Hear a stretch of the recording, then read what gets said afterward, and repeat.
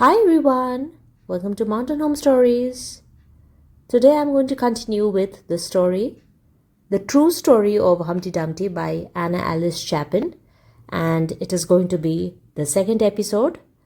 New listeners can find the start of the story in my channel, and I hope this reading proves both enjoyable as well as an effective way to enhance your English speaking.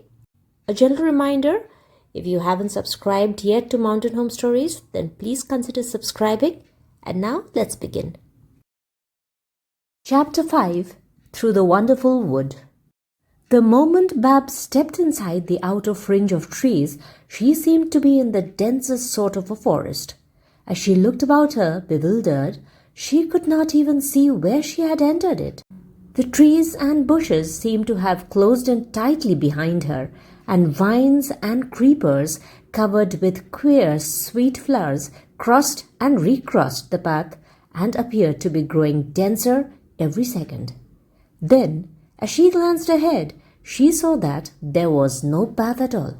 She was in the very heart of the wildest of woodland tangles. How should she find a way out? And who would point out to her the road to Santa Claus's house? "I wish Wiggle were here," sighed Bab. "I'm sure there are bears and wolves in this big dark forest, and Wiggles could have frightened them away." Then she thought of what Busy Buzz had said in the nursery when he was trying to teach them how to make believe. "Wouldn't it be funny if Wiggles really were with me all the time?" she thought, and aloud she said, "Here, Wiggles, Wiggles, Wiggles!" But there was no response, and, feeling a little disappointed, she walked on through the wonderful wood alone. It was very still. Not a twig snapped. Not a bird sang in the wonderful wood. Everything seemed to be asleep.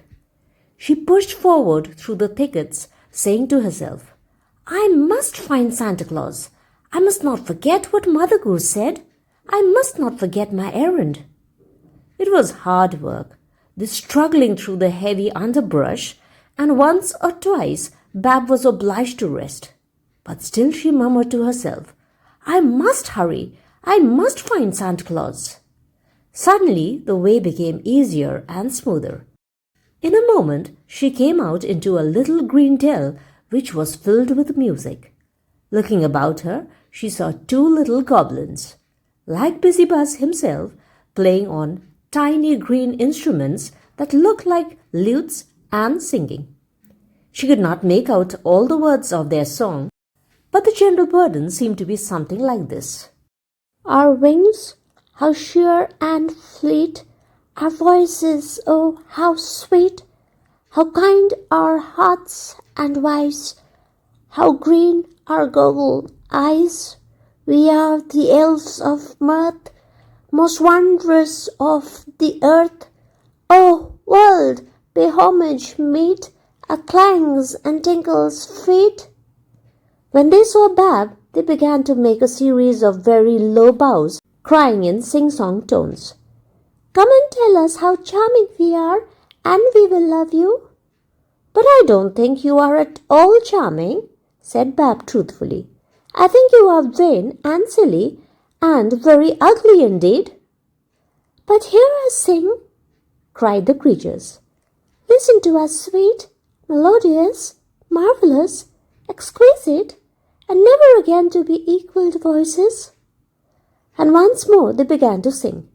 This time their song was pretty and sounded like a tinkling brook mixed with a summer breeze. "Silver stream, silver dreams, little shafts of silver beams, music floats from our throats in the shower of silver notes, like a fleet of silver boats. We can sing of everything, petal, feather, scale, and wing, tinkle, clang, while we sang, fairy music round you rang, clang and tinkle, tinkle, clang." Bab thought the music lovely. She forgot where she was and begged them to sing another song. Then suddenly her heart bounded hard. She remembered her errand. Thank you, she cried. But I must go. I'm late. And she turned and ran away as fast as she could, leaving the goblins still singing. Soon she found herself in a cool, shadowy garden where a fountain played softly, reflecting the big, heavy-headed roses that climbed up the edge of the marble basin to peep into the water. It was very restful and delicious there, and Bab was hot and tired. She wanted to sit down on the grass and rest, but she thought of Mother Goose and prepared to plod on. Then she saw coming toward her a very beautiful lady with a delightful smiling face and a little crown on her yellow hair. She wore a green dress and her feet were bare, but Bab knew at once that she was a princess. How do you do? Said the princess, smiling. You are Bab, the little mortal girl, aren't you? Will you rest in my garden for a little while? I can't, said Bab shyly. I have to go. I'm looking for Santa Claus. The princess laughed merrily. Oh, he lives ever so far away, she said with a wave of her hand. You'd much better stay with me. Who are you, please? Asked Bab. They call me the Idle Princess, the lady answered. I have a great many names, but no one has ever discovered my real one. What is it? Asked Bab. That's a secret, she said, smiling mysteriously. Shall I ever know it? Never, and you'll call me different names every day of your life. Shall I know you all my life? Cried Bab. Even in the real world? The idle princess smiled at her gently. Even there, she said. Now let us sit down on the grass and make daisy chains. So they did, and the fountain played softly, and Bab fancied she could hear clang and tinkle singing in the wood on the other side of the garden wall. Silver streams, silver dreams, little shafts of silver beams. Suddenly Bab sprang to her feet, frightened. Oh, princess, she cried, it must be late, and I had forgotten my errand. She began to run across the grass as fast as she could. Then she remembered that she had not thanked her hostess and stopped. The idle princess was at her side. Must you really go? She asked regretfully. Oh, yes, sighed Bab. And oh, princess, could you tell me the way to Santa Claus's house? They had reached the garden wall, and the princess lifted Bab to the top. Just jump down on the other side and go straight ahead, she told her. I'm sorry I cannot go with you to show you the way, but I have to spin 6 streams before supper. Goodbye. I'll see you again someday. Kiss me. Bab stooped from the top of the wall and kissed her. Goodbye, dear princess, and thank you, she cried, but the idle princess had gone. Bab hurried on through the wonderful wood, determined not to let anything else tempt her to stop again. The way seemed clear and open now. The trees grew wider apart, and from somewhere a soft sunset light was stealing through them. Suddenly, Bab heard a great voice yawning, and through the bushes stalked a tall grey man with a long beard and big solemn eyes. He stared at Bab, and Bab stared at him. Who are you? Asked Bab. Somehow his gaze made her feel sleepy. The stranger yawned again before replying. The Sandman, he said in a heavy, drowsy voice. Bab found herself yawning in sympathy. Then she started and stared. Why, I didn't know, she began. What? Asked the Sandman dreamily.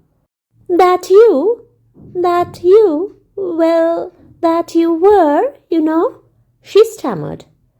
Truly, this make-believe land was a queer place. She would expect to meet the man in the moon next, or the old woman who sweeps the cobwebs off the sky. You may meet them both, if you like, said her new acquaintance, though she had not spoken. Bab jumped.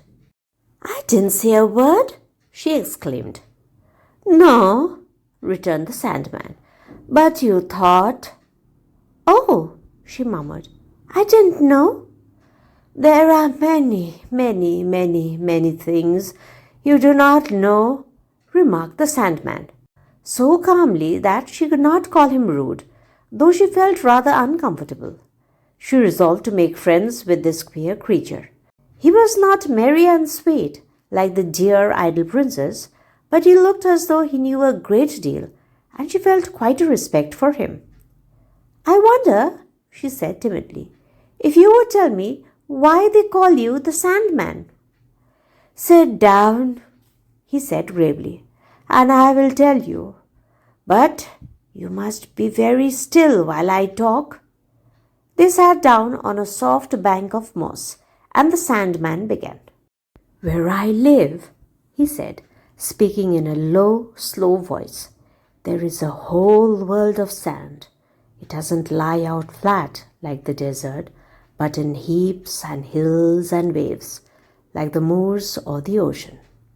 And down in the hollows it is soft and dark and cool, but up on the tops of the hillocks it is warm and bright. And when you lie on one of these hillocks and look up at the blue, hot sky, a little lazy wind comes stealing along and shifts the sand ever so slightly, and it begins to slide and slide and slide very softly, and you slide with it until, oh dear, sighed Babs sleepily, I'm afraid I'm going to sleep. If you do, it is all the better, said the Sandman calmly. You will understand me much more clearly when you are asleep. And he went on. You slide and slide and slide quite gently down into the cool, dark, soft hollow, and when you are there, the wind blows the sand over you until only your face is left outside, and at last you begin to sink down, down, down into the sand, and the sand closes over you and lies quite coolly and lightly on you everywhere, and you can't open your eyes, but you wouldn't if you could, and you can't move, but you don't want to move, and you can't breathe, but you don't want to breathe, and so you just lie in the heart of world of sand, and that is sleep. Dimly, Bab could see the world of sand, like a great grey-brown sea. The wind stealing over it stirred like rivers of sand that slipped from the tops of the hollows. There was shade and shine there, and the hollows looked like cool, dark couches sheltered from the light. Then she found herself lying in the sand, while the wind blew it over her. She had forgotten her errand, forgotten Santa Claus, forgotten Mother Goose, forgotten her brother and sister, forgotten everything. All she thought of was the sand and the wind, and that slow, delicious sinking down, down, down, which was sleep. A sound came to her sharply, a sound that was very familiar. She could not rouse herself at once, but it came again and again, and finally Bab started up, blinking. Something was pulling excitedly at her dress, stopping at intervals to bark wildly. Bab put out her arms with a cry of joy. "Wiggles!" she gasped, and the little fox terrier jumped onto her lap. For a full minute they kissed each other, and Bab talked, and Wiggles squealed and barked and wriggled, and they had a splendid time. Then once again Bab remembered. "It's dark!" she cried, springing up. "Where is the Sandman? Why, oh, Wiggles, Wiggles, you saved me! I should have gone to sleep in the world of sand and never waked up any more if you hadn't happened along." Then she started again. "Happened along," she said. "No, I really am beginning to understand things at last. Wiggles had been with me all the time, just as Busy Buzz said. Only I was too stupid to see him before. Oh, Wiggles, dear, forgive me. And now we must really, truly hurry. What shall I say to Mother Goose if she asks me if I have been faithful and obedient? Oh dear, I've stopped by the way so many times. I shall never find the way to Santa Claus's house. And poor Bab wiped away a tear and started off upon her journey once more, followed by Wiggles. But before she had gone a dozen steps, she stopped short in surprise. The forest had vanished, and she was at the foot of a steep hill. It looked bare and stony, but the top was covered with snow. The sky was full of stars, and the wind was cold and fresh. Here and there firs and pine trees swayed slightly. Evidently, she was in some far northern land. "Oh, oh!" she exclaimed delightedly. "This must be the country of Santa Claus after all." Losing no more time, she and Wiggles began to climb the long, dark hill toward the snow that glistened in the starlight far away at the top. Chapter 6. How Bab Rescued the Wooden Cow. After Bab and Wiggles had reached the top of the hill and floundered through a space packed with snow, they found themselves in a clump of fir trees, with the wind whirling about them and, not far away, the yellow tinkle of a light. Of course, Bab intended to go straight on toward the light, but first she paused to take breath. And as she paused, she heard a little voice quite close to her exclaim, "Oh dear, oh dear, what do you suppose it is?" "What do I suppose what is?" said Bab with a start, forgetting to be polite. There was a slight scramble and a patter of very tiny feet, and then Wiggles began to bark excitedly, with his ears cocked forward and his bright eyes fixed on the ground.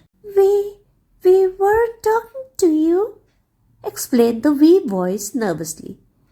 "We were talking about you when we said, 'What is it?'" "Oh," said Bab rather crossly. "Well, you're very rude anyway." "So are you," said the small voice coolly. Bab felt angry and bewildered. "I think," she returned, "that I might just as well ask, 'What are you?'" "Certainly," said the little voice more cheerfully. "We are the Mischief Brownies, servants of dear Wicked King of the Red City. And you, I suppose, are an ogre?" "Why, no," said Bab. "I'm a little girl." "Nonsense," said the Mischief Brownie. "We know better. You're big. You're enormous. We know you. You are an ogre." "Well, anyway," said Bab, "I'm in a hurry, so good night." "Where are you going?" asked the voice anxiously. "You aren't a friend of Santa Claus, are you?"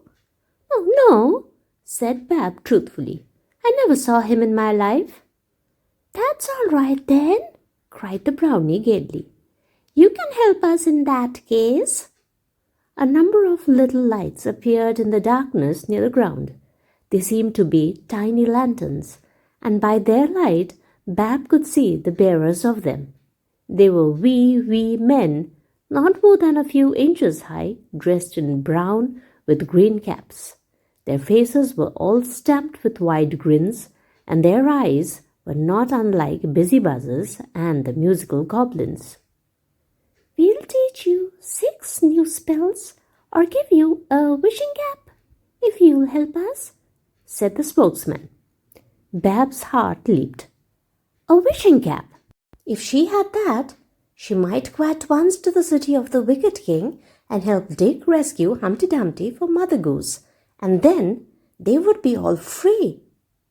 "What do you want me to do?" she asked.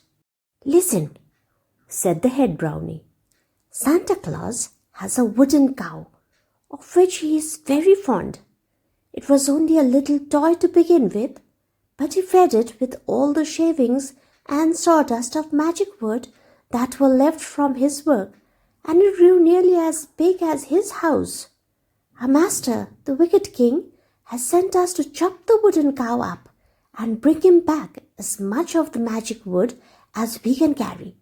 That magic wood is very valuable, you see, and very hard to get, and he wants to have some spells made out of it." "I never heard of anything so dreadful," Bab exclaimed indignantly. "Poor cow!" "It won't hurt it at all," explained the mischief brownie.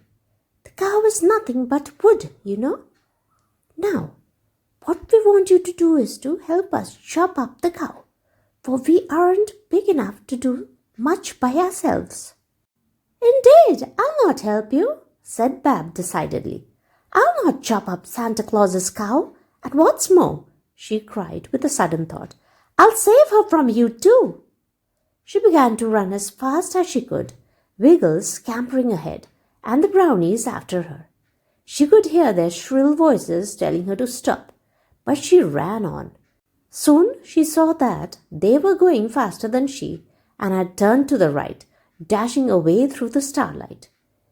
They looked like black specks on the white snow, for they had all left the darkness of the clump of fir trees by this time, and the queer little men were plainly visible. Faster and faster she went, Wiggles rushing along in front of her, barking loudly.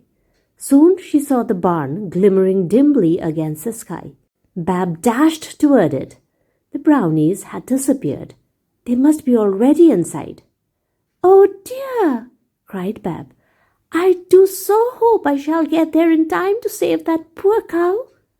She had reached the barn, but the big door was shut and fastened. In despair, Bab hunted for an opening of some sort and finally found a low window. She clambered up, very much out of breath, and sat on the windowsill, peering into the darkness of the barn. Everything inside was as black as ink and smelled of sawdust instead of hay. Where were the brownies, and where was the wooden cow? A sudden idea came to her. Leaning down, she whispered, "Wiggles, Wiggles, darling, jump!" Wiggles tried twice in vain. The third time, he was in her lap, trembling with excitement. She lifted him down inside the barn, slipping down herself at the same time. "Now, Wiggles," she said aloud, "chase them!" She clapped her hands as she spoke, and Wiggles' scurrying, scratching feet were heard on the floor in the dark. Bab listened with a beating heart. Wiggles snuffed and snapped and scratched and scampered about, and finally gave an eager bark. At the same moment, the air became filled with shrill little startled cries. "Don't hurt them, Wiggles," cried Bab. "Just chase them out." She found the barn door, groping through the dark, and managed to open it. And then she watched the whole tribe of mischief brownies escaping frantically and flying over the snow with Wiggles after them. "Come back, Wiggles," she called, and the obedient little dog returned to her promptly. He felt quite disappointed at having to give up the chase so soon. "Now we'll have to hunt for the wooden cow," said Bab. "I hope they haven't done it any harm already." "They took off one horn," said a thick, wheezy voice nearby, and Bab jumped. "Are you the wooden cow?" she asked. "Yes. Kindly put out your hand." Bab obeyed and touched a curved piece of wood. "That's my horn," said the same voice, "the one that they didn't take off." "Where is the other one?" asked Bab. "They didn't take it with them, surely?" "No. I think I see your dog eating it now." Wiggles was sitting in the doorway, cheerfully gnawing the missing horn. Bab rescued it, much to Wiggles' annoyance, and then exclaimed to its rightful owner, "You poor thing! Did the brownies hurt you?" "Oh, no," said the cow calmly. "You know I'm wooden. Nothing hurts me. It wouldn't have hurt me if they had cut me in pieces as they intended to do, and as they would have done if you hadn't dropped in, but it would have annoyed me. But then I wouldn't have existed anymore, and that would have been disagreeable." "I should think so, indeed," agreed Bab. "Now let me see how I can get this horn on again. I wish there was a light. Never mind, I'll hunt about in the dark." As a matter of fact, it did not seem nearly so dark as it had been. Bab saw that this was because the moon was rising. By its light drifting in through the big open door, she could see the large, motionless figure of the wooden cow with its one horn. "I smell paint somewhere," said Bab, sniffing, and began to hunt for it. Sure enough, not far away she found a can of black paint. "Santa Claus used that to touch me up with," explained the cow with a certain mournful pride. "I was a very handsome article when new." "Well," said Bab cheerfully, "now I'm going to touch you up with it." For she felt very sorry for the poor wooden cow and already had made up her mind to do all that she could to help it. She scooped up some sawdust from the floor and mixed it with the black paint until it made a thick, sticky paste. Then she plastered it on the base of the wooden horn and then over the place on the cow's head from which it had been broken off. Then she stuck the horn on and tied it up securely with a ribbon from her dress. As she did this, a tiny bit of wood, loosened perhaps by whatever weapon or implement the brownies had used to cut off the horn, came off in her hand. Hardly thinking what she was doing, she dropped it into her pocket. "There!" she cried gaily, jumping down from the windowsill, where, being quite short, she had had to kneel while she worked. "There! I really think that will stay on." As she spoke, she found the bit of wood in her pocket. "I wonder why I kept that," she thought. "Never mind. I shall want to have something to remember the wooden cow by." "I am indebted to you," said the wooden cow with dignity. "Now," said Bab, "I shall have to go up to Santa Claus's house and call upon him. I'll leave Wiggles to take care of you in case those bad brownies come back. Wiggles, sit down and keep watch." Wiggles did as he was told, rather sadly. He hated to be left alone, and he did not count the cow as company. Bab left the barn and hurried away toward the lighted cottage, which she felt very sure was Santa Claus's house. When she reached the house, she knocked several times before anyone answered. At last the door opened, and a kind, merry voice said, come in, is that Bab? Why, bless my soul, I've been expecting you for a long time." It certainly was Santa Claus. How exactly like his pictures he looked. No, kinder and dearer and more lovable in every way. Bab wanted to get onto his knee at once and put her head down on his shoulder, just as though he were her own grandfather at home. And as a matter of fact, that was just exactly what she did. For as soon as she had gone inside and the door had been shut, Santa Claus sat down in a big chair and lifted her onto his lap. "Bless my soul," he said again, beaming at her. "So you are the little girl who didn't believe in me and thought I'd be a bore if I were real? Mother Goose, dear lady, said that you'd be along before very long." Bab dropped her head onto his shoulder and said, "I am very sorry I said those things about you." "Bless my soul," exclaimed Santa Claus. "She's crying. That will never do." "I'm sleepy."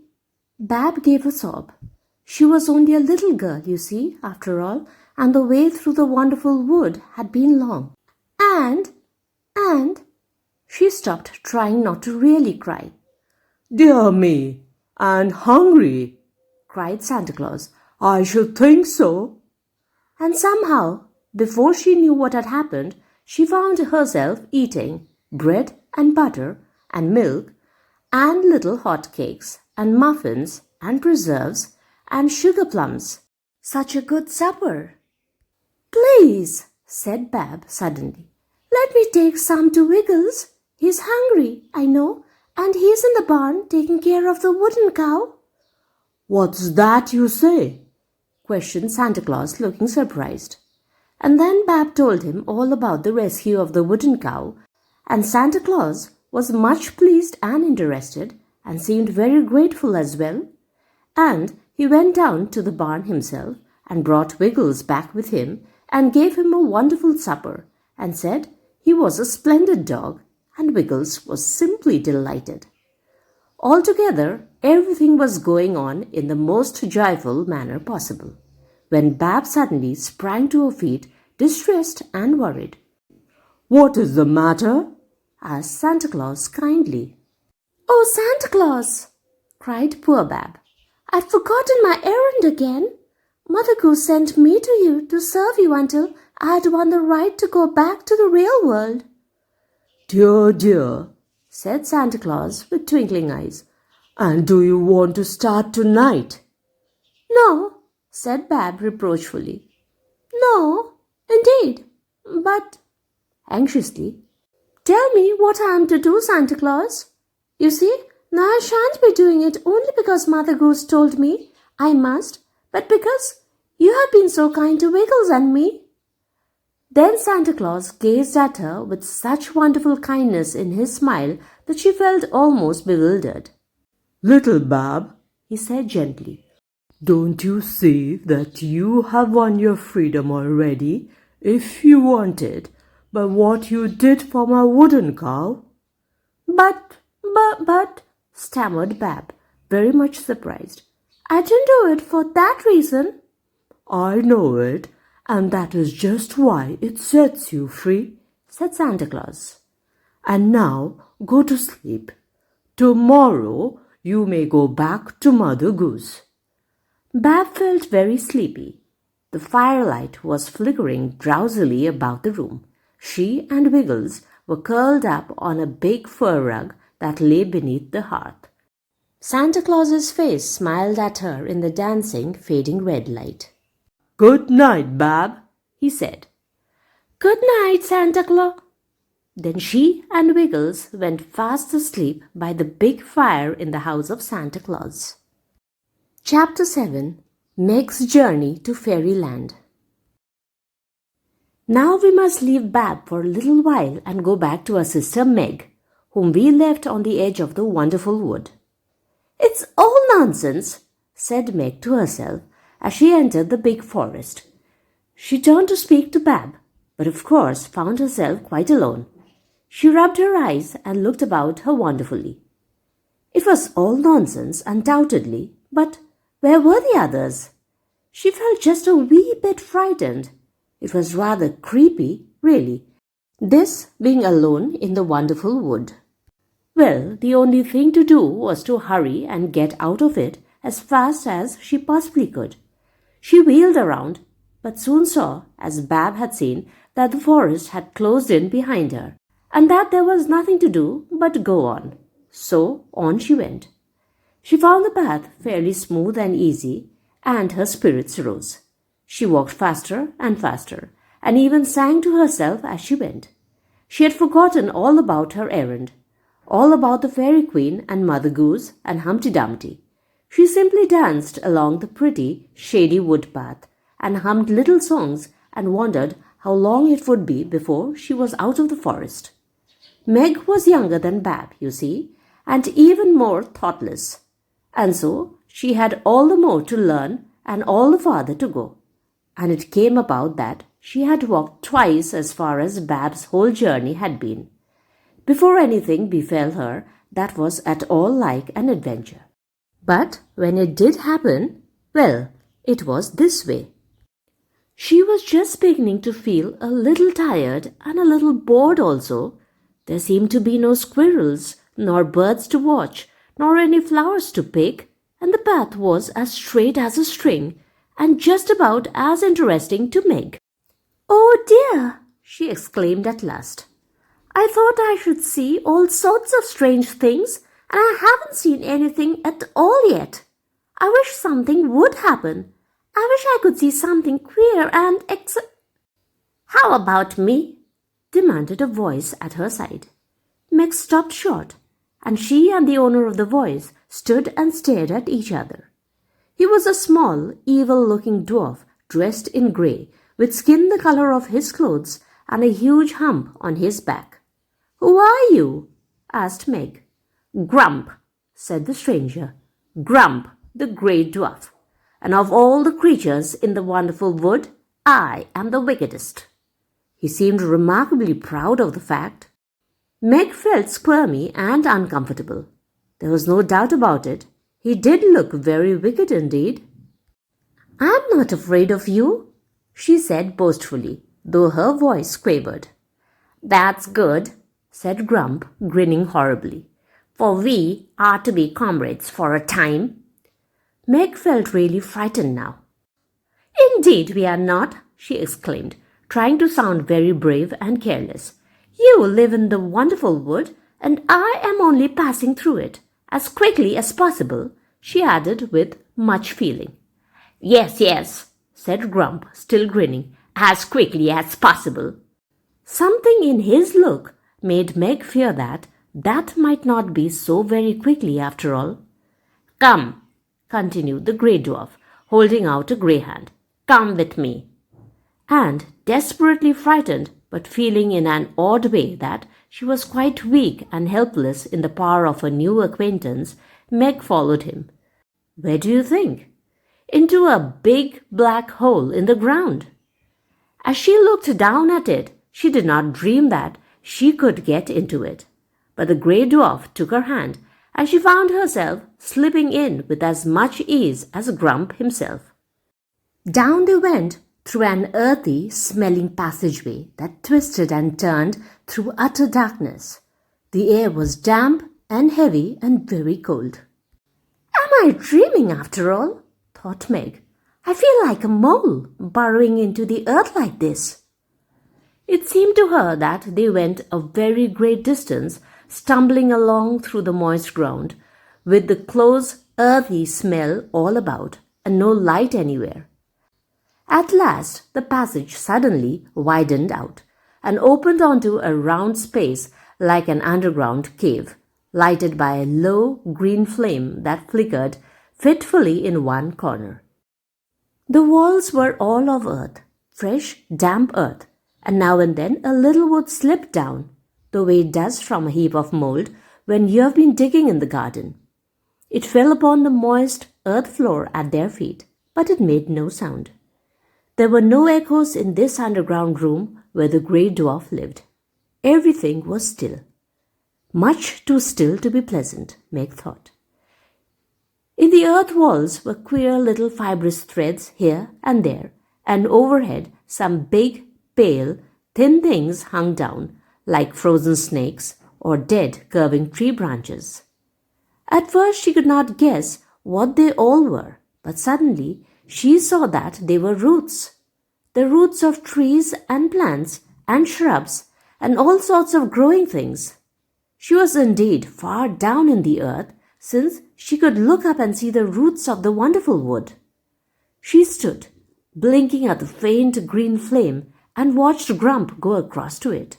By blowing upon it, he made it flare up more brightly, and the vivid emerald light made Meg's heart go faster than ever. What was going to happen to her? Was she going to be burned up?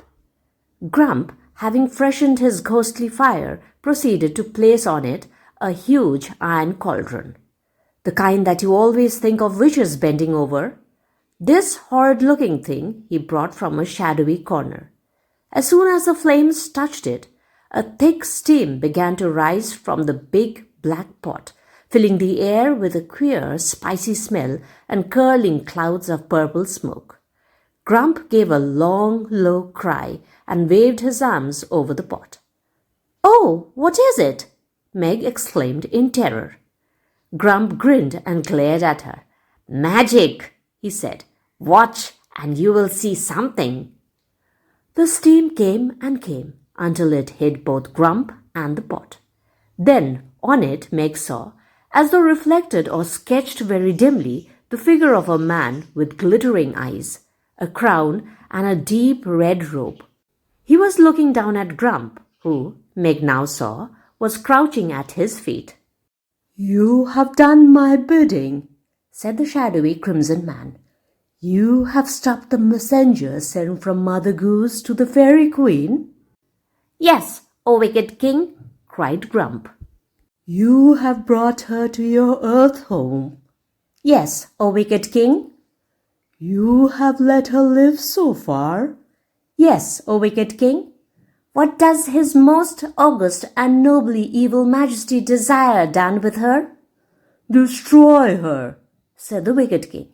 "If she is allowed to go to the court of the fairies, she will be taught the spell that frees Humpty Dumpty, and I shall lose both my prisoner and the spell.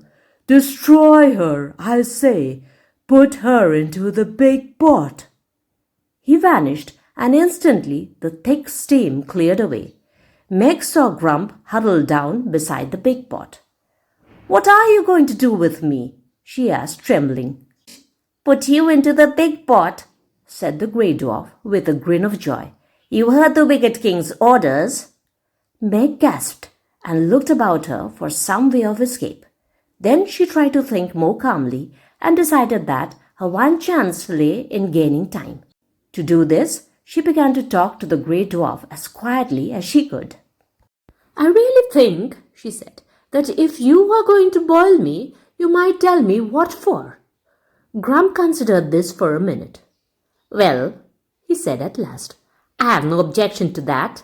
You may sit down if you like, and I will explain." Meg sat down obediently, though with a quaking heart, and Grump sat opposite her, still beside the pot. The green flames flickered uncannily about him as he talked.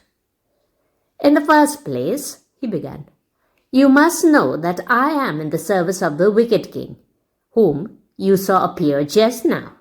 He lives in the great red city, beside the sea of glass, and he keeps Mother Goose's son Humpty Dumpty a prisoner on his city wall. My master is very great and very cruel, and I obey him in everything. You know, probably, about the capture of Humpty Dumpty." "No, not about the capture," said Meg. "Only that he was captured. How did it happen?" "That is a long story. I will only take time to tell you that I had a good deal to do with it." And he grinned again. "Well, there is only one spell which can set him free, and that spell is in the possession of one person, the Queen of the Fairies. It is a very valuable spell, and she keeps it carefully hidden. A little while ago, Mother Goose heard of the spell, and she and the Fairy Queen have been sending messages to each other ever since. The Queen has promised to give it to the old lady's messenger, and that is the chief reason why you are being sent to Fairyland, to bring back the spell. Now, that is one reason why the wicked king wants to have you killed, do you see?" "I suppose so," said poor Meg, though it did seem rather unfair. "Is there any other reason?" "Two," answered Grump, seeming pleased that she saw the matter so clearly. "One is that the wicked king is planning to steal that spell away from the queen within another day." "But how can he steal a spell?" said Meg, puzzled and interested in spite of her own danger. "I thought a spell was, well, some words, you know, or anyway, I didn't know that you could really steal it." "Oh, yes," the grey dwarf assured her. "This spell is written on a piece of sky-colored paper and kept in a crystal box. Well, the wicked king is going to have it stolen tonight. Then he can not only keep Humpty Dumpty forever, but he will own the spell besides. A really good spell, you know, is always useful for a great many purposes." Meg listened with open eyes, and as she heard these things, she thought not only of her own safety, but of poor Humpty Dumpty, who would never be free, and Mother Goose, who must grieve over her son forever, and the good fairy queen, who would be robbed of her treasure by the wicked king. And then she thought of her errand, and Mother Goose's trust in her. She had forgotten all about what she had been told to do, and she felt ashamed of herself. Perhaps if she had kept her wits about her as she passed through the wonderful wood and thought steadily of what she had been sent for, she would have escaped the clutches of the cruel grey dwarf. Suddenly she felt that she must get away, if only to warn the fairy queen and ask Mother Goose's pardon. Her determination sharpened her wits. Once more she tried to gain time. She looked about her to find the way by which she had come. The hole in the earth wall looked smaller than ever, and moreover it was some distance away and on the side nearest Grump. There did not seem to be much hope of escape, but she did not feel entirely discouraged. "You said there was another reason," she reminded her jailer. Grump had started to blow up the fire again, with glances of wicked glee in her direction. As she spoke, he stopped and sat down once more. "Oh, yes," he said. "Well, the other reason for your death is this. In that cauldron is all the magic power I have. It was that which made you obliged to follow me when I stopped you in the wonderful wood. It was that which brought me the vision of the wicked king a few minutes ago. Without it, I should be just an ordinary, commonplace, everyday gnome. The contents of the cauldron is made of souls, the souls of all sorts of things, the soul of a flower, the soul of a tiger, the soul of a butterfly, a nightingale, a lizard, a seagull, a snake, a bat, a porcupine, a goblin, an ogre, a dove, all kinds and conditions of souls, you see. But the magic essence will be complete only when the soul of a mortal is added to it. Then my master the king and I shall be the lords of all this land. Therefore you must go into the pot." Meg's heart leaped. She had thought of something. It was a tiny chance, but still a chance. "Did you say," she asked, looking at the cauldron as though in awe, "that all your power comes from that?" Grump laughed. "Every bit," he returned. "Why, if that were tipped over—" He stopped short and looked at her as though he were afraid he might have told her too much. Meg's heart beat faster and faster, but she managed to speak in a sad, frightened tone. "Oh, I hate the thought of having my soul used in a magic essence. Oh, must I really be put into the pot?" She had risen to her feet and was moving slowly toward the pot, looking very much afraid. Grump had risen too and was blowing the fire into big green flames.